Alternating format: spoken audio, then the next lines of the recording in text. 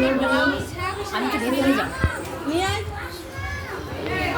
আমি শাড়িটা ভাঁজ করে রাখলাম, দেখি তো সব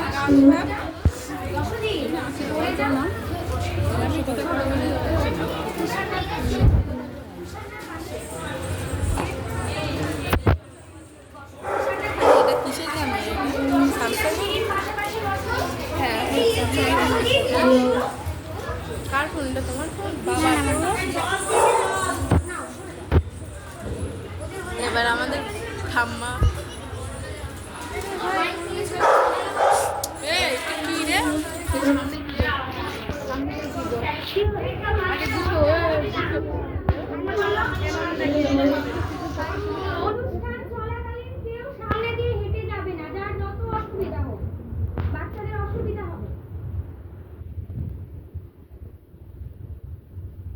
নমস্কার।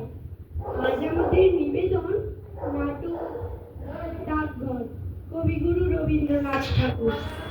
দই দই ভালো দই।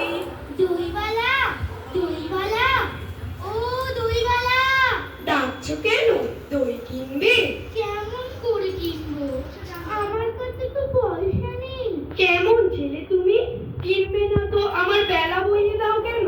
আমি যদি তোমার সঙ্গে চলে যেতে পারতুম তো যেতুম। আমার সঙ্গে? হ্যাঁ, তুমি যে কত দূর থেকে হাঁটতে হাঁটতে চলে যাচ্ছ, শুনে আমার মন কেমন করছে। বাবা, তুমি এখানে বসে কি করছো? কবিরাজ আমাকে বাইরে যেতে বারণ করেছে, তাই আমি সারাদিন এইখানেই বসে থাকি। আহা, বাচ্চা তোমার কি হয়েছে? আমি জানি নে, আমি তো কিছু করিনি, তাই আমি জানি নে আমার কি হয়েছে। দইওয়ালা, তুমি কোথা থেকে আসছো? আমাদের গ্রাম থেকে আসছি। তোমাদের গ্রাম? অনেক দূরে তোমাদের গ্রাম? আমাদের গ্রাম সেই পাঁচমোড়া পাহাড়ের তলায়, শামলি নদীর ধারে। পাঁচমোড়া পাহাড়, শামলি নদী?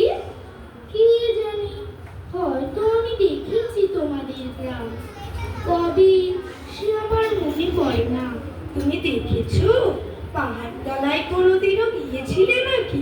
না, কোনোদিন যাইনি, তবে আমার মনে হয় যেন আমি দেখেছি অনেক পুরনো কালের বড় বড় গাছের তলায় তোমাদের গ্রাম, একটা লাল রঙের রাস্তার ধারে। ঠিক বলেছো বাবা। সেখানে পাহাড়ের গায়ে সব গরু চড়ে বেড়াচ্ছে। কি আশ্চর্য! ঠিক বলেছো, আমাদের গ্রামে গরু চড়ে বই কি, খুব চড়ে। বাবা, এক ভাঁড় দই তুমি খাও। আমার কাছে তো পয়সা নেই। না না না না, পয়সার কথা বলো না। আমার এক ভাঁড় দই তুমি খেলে আমি কত খুশি হব। তোমার দেরি হয়ে যায়নি তো? আমার কিচ্ছু দেরি হয়নি বাবা, আমার কোনো লোকসান হয়নি। দই বেচতে যে কত সুখ, সে তোমার কাছ থেকেই শিখে নিল।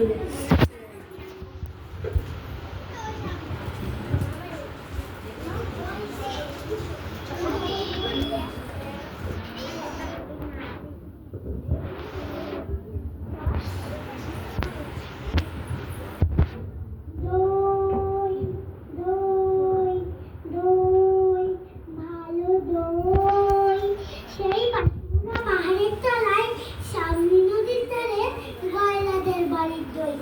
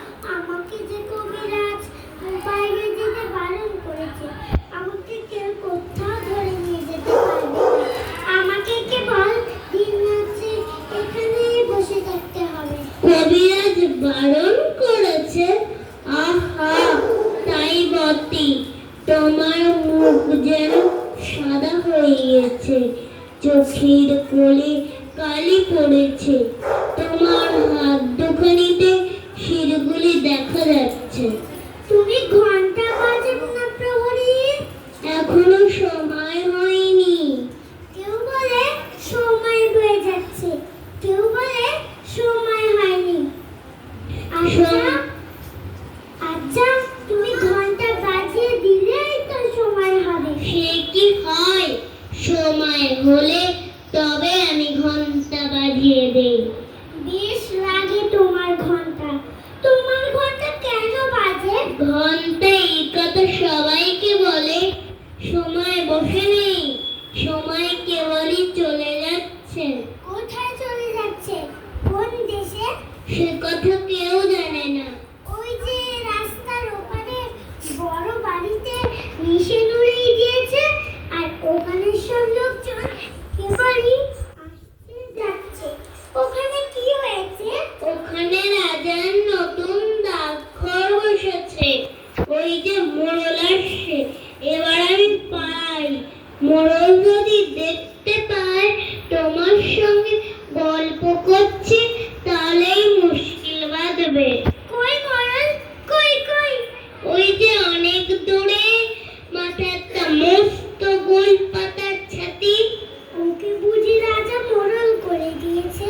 আরে না না, ও আপনি মোড়লি করে। আমি আবার কাল সকালে এসে সমস্ত শহরের খবর শুনি